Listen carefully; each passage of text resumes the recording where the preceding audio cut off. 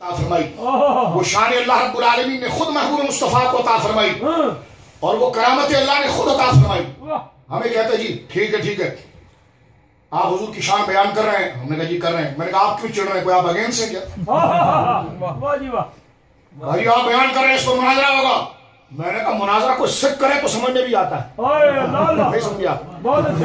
میں سمجھانے کے بعد ہم کہاں چلے گئے ہیں، ہم شدت کہاں دکھا رہے ہیں؟ کہا جی ہم آپ سے مناظرہ کریں گے، کھڑے ہو کے سلام پڑھنا کیسا ہے؟ تو میں نے کہا اگر یہ سکھ بات کرے تو سمجھ میں آتی ہے، یہ اگر کوئی ہندو بات کرے تو سمجھ میں آتی ہے کہ اس کو ہم تفسیر سمجھائیں۔ آپ پڑھے کلمہ نبی کا اور پڑھے کہ سب سے زیادہ پیار بھی نبی سے ہو، پڑھے قرآن کی آیتیں کہ سب سے زیادہ عزت بھی مصطفیٰ کی ہو، اور پھر سوال کریں کہ انگوٹھا چھوڑنے کی کیا دلیل ہے؟ میں نے کہا قصور ہمارا نہیں، قصور آپ کا ہے۔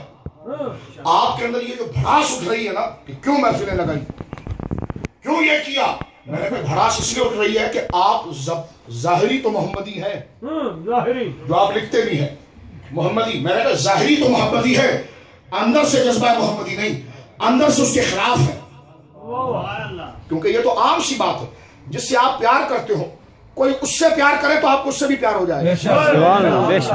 ہم رافضیوں سے کہتے ہیں کہ تمہیں واقعی میں اہل بیت سے اگر پیار ہے تو ابو ہریرہ کے گستاخ تم کبھی نہیں ہوتے، سیدہ عائشہ کے گستاخ کبھی نہیں ہوتے، اس لیے کہ اگر واقعی میں تمہیں پیار اہل بیت سے تھا تو جتنی تعریفیں انہوں نے کی ہے تم نے جھوٹ اتنا نہیں جمع کیا جتنا سچ انہوں نے بیان کر دیا۔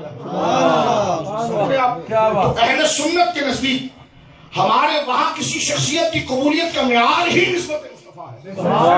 بولیے سبحان اللہ۔ کہنے کا مقصد یہ ہے کہ منہ چڑھا کر یہ بات کرنا، آپ نے انگوٹھے کیوں چومے؟ تو اگر ایک سادہ سے بزرگ آئے انہوں نے کہا مولوی صاحب اتنا غصہ آپ دکھا رہے ہیں، کوئی گالی دے دی آپ کو انہوں نے؟ کوئی آپ کو گالی دیا آپ اتنے غصے میں آ رہے ہیں؟ انہوں نے کہا نہیں نہیں اس نے انگوٹھا چوما ہے۔ تو بابا جی پوچھے کیوں چوما آپ نے؟ وہ کہہ کہ جی مجھے حضور کی یاد آئی تو میں نے بس نام چوم لیا، نام چوم لیا۔ تو بابا جی کہنے کہ کیوں تجھے اس نام سے نفرت ہے؟ کیونکہ بابا جی اب اس کی داڑھی سے اندازہ نہیں لگا پائے کہ یہ کون ہے، اندازہ نہیں لگا پائے۔ اور میں امرتسر گیا تو میں بھی کئی جگہ اندازہ نہیں لگا سکا، یقین کیجیے میں کچھ دن پہلے گیا اندازہ نہیں لگا پائے۔ تو بابا جی کہنے لگے کہ بھائی بات یہ ہے نبی داڑھی والے صاحب، بات یہ ہے کہ یہ بچہ جو نام چوم رہا ہے نا یہ اپنے نبی سے بڑی محبت کرتا ہے، اور اس میں نبی پاک کا خیال آیا کہ صحابہ تو سرکار کے پاؤں کے نیچے کی مٹیوں کو چوما کرتے تھے، ممبر پر لگی ہوئی دھول کو چوم لیا کرتے تھے، شہر کی طرف منہ کر کے فضا کو چوم لیا کرتے تھے۔ یہ بچہ اسی محبت کے واقعات کو سن کر محبت کے درجے میں رہ کر خدا نہیں بنا رہا، نہ خدا کا بیٹا کہہ رہا ہے، یہ اظہار محبت کے لیے نام چوم رہا ہے، یہ آپ کا گرو نانک کا نام چومتا ہے۔ اور کہنے لگا چپ کرو میں اہل حدیث ہوں۔ تو فرمایا شرم آنی چاہیے تجھے، حدیث پڑھ کر تجھے وہ نہیں ملا جو ٹیکسی ڈرائیور بن کر اس بچے کو مل گیا۔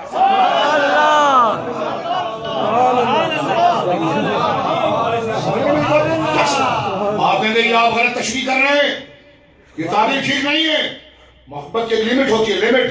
میں نے کہا محبت میں صرف ایک ہی لمٹ ہے کہ خدا نہیں کہنا۔ آپ کو کچھ پتہ ہی نہیں ہے، آپ کو خاک پتہ ہے، تمہیں توحید پر بات کرو تمہیں کیا پتہ ہے؟ میں نے کہا کیا؟ کہنے لگے لمٹ لمٹ، محبت میں لمٹ۔ تو میں نے کہا اس میں کون سی لمٹ کراس ہوگی؟ بیٹھو ہماری مجلس میں، کون سا جملہ لاؤ شریف کو مجھ پر۔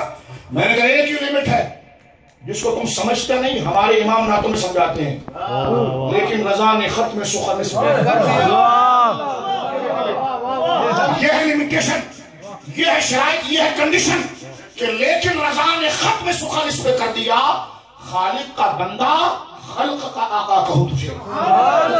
ایک ہی کنڈیشن ہے کہ خدا نہیں کہا جائے گا، نہ خدا کا بیٹا کہا جائے گا۔ ہم سے کہنے لگے، بلکہ ایک شخص نے مجھے کہا کہ ہاں آپ نے یہ بات ٹھیک کی ہے کہ نبی پاک کو خدا نہیں کہہ سکتے۔ میں نے کہا آپ کو لگ کہاں سے جا، کہا کس نے؟ ہم توحید بچا رہے ہیں، توحید بچا رہے ہیں۔ میں نے کہا پاگل ہو گئے ہیں آپ۔ میں نے کہا یہ تو یو کے ہے، اگر آپ ہمارے پنجاب یا کراچی میں آ جائیں تو ایک عام دیہاتی اور ایک عام پہلو آدمی، ایک عام جاہل آدمی جو سڑک پر اگر ٹماٹر بیچ رہا ہو اور اس نے اگر نعتیں لگائی ہو، آپ اس کے قریب جا کر پوچھیں نعتیں تم نے بڑی اچھی لگائی، حالانکہ وہ نرا جاہل ہے، اس کو ٹماٹر بھی صحیح تولنا نہ آتے ہو، اس کو بات کرنا نہ آتا ہو، اس سے کہیے اچھا جن کی نعت سنتے ہو ان کو سجدہ کب کرو گے؟ تو وہ تھوڑی سی آستین چڑھائے گا. کیا کہا؟ کیا ملا جی کیا کہا؟ کہ نہیں میں نے یہ کہا کہ جن کی نعتیں سن رہے ہو تو ان کو تم سجدہ کب کرو گے؟ تو تھوڑا اور قریب آیا. پھر کہنا کیا کہا؟ کہ نہیں میں یہ بول رہا ہوں جن کی نعتیں آپ سن رہے ہو ان کو تم نے خدا کا کون سے نمبر کا بیٹا بنایا ہے؟ آدھی جوتی تالی سے. یہاں جاہل آدمی کی بات کرنا. کیا کہا؟ کہ یہ کہا کہ جن کی تم نعتیں سن رہے ہو اس کو تم نے خدا کی شرکت میں کون سا درجہ دیا؟ اس نے جوتا اٹھا کے پڑخ کر کے مولوی کے منہ پر مارا اور بتا دیا کہ جاہل ہوں لیکن پکا توحید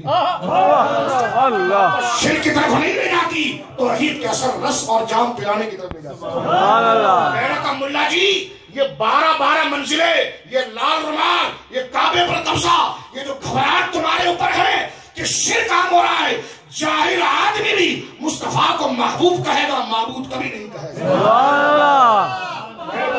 دور کریں آپ. داتا صاحب لکھتے ہیں جیسا طبی علماء لکھتے ہیں کہ قبض ہو جاتا ہے کیونکہ جسم کا یعنی جسمانی میدہ ہوتا ہے کہ روحانی میدہ ہوتا ہے. تو اگر جسمانی میدہ بلاک ہو جائے تو قبض ہو جاتا ہے اور قبض سے پھر دماغ کام نہیں کرتا. اپنے بیٹے کو دیکھتا تو خون پینے کو دل کرتا ہے. لوگ کہتے ہیں کیا جن آ گئے؟ جن نہیں آ گئے، ریلیز نہیں ہو رہے ہیں. جن نہیں آئے، دماغ ان کا خراب ہو گیا ہے. اور اسی طرح ایک روحانی میدہ ہوتا ہے. میں آپ کو بہت نفسیاتی بات بتا رہا ہوں. ایک روحانی میدہ ہوتا ہے، جب اس میں قبض ہو جاتا ہے تو پھر وہ فیض جو کتاب و سنت سے آنے والا رک جاتا ہے. قبض کا معنی سمجھ لیجیے کہ رک جانا. کیا ہے؟ رک جانا. تو جب غذا ہضم ہونا رک جائے تو یہ جسمانی قبض ہے اور بندہ پاگل ہو جاتا، سر کے بال گر جاتے. اور بیوی کہتی لے جاؤ اس کو کسی پاگل خانے میں باندھو، یہ کتا ہو گیا ہے، یہ کاٹتا ہے سب کو.